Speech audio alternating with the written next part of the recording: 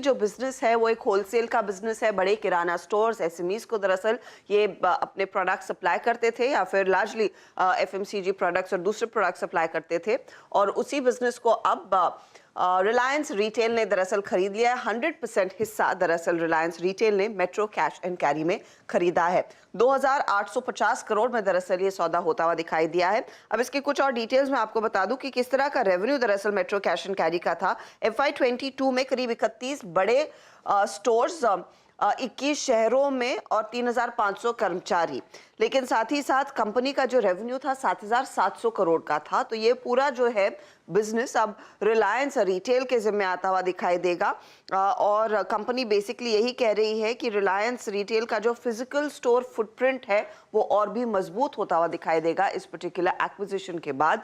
तो ये आज सबसे पहला स्टॉक होगा फोकस में। हैवीवेट दिग्गज रिलायंस इंडस्ट्रीज खबरों में मेट्रो कैश एंड कैरी का एक्विजिशन किया। सचिन, पिछले कुछ दिनों से वैसे करेक्ट हो रहा है, ऑफ हाईज ये स्टॉक ट्रेड कर रहा है। कल भी दबाव में था, हैवीवेट 1.5% कमजोर, दिन के लोस पे जाके क्लोज हुआ। चार्ट पे कैसा पोजीशन, कहां थमेगा, क्या रणनीति होगी?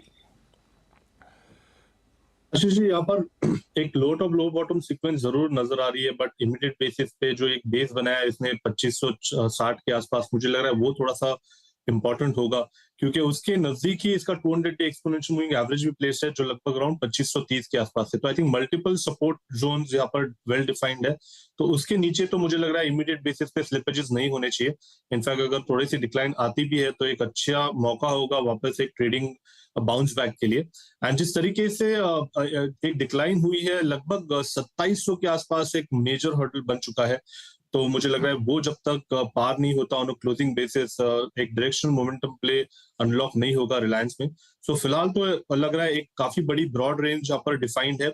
2700 एक अच्छा रेजिस्टेंस है, बट नीचे मुझे लग रहा है 2530 के आसपास एक कमेंडेबल सपोर्ट है जहां पर खरीदारी का मौका मिल सकता है।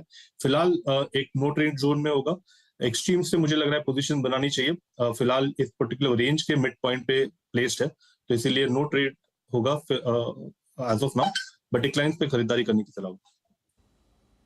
रिलायंस इंडस्ट्रीज पर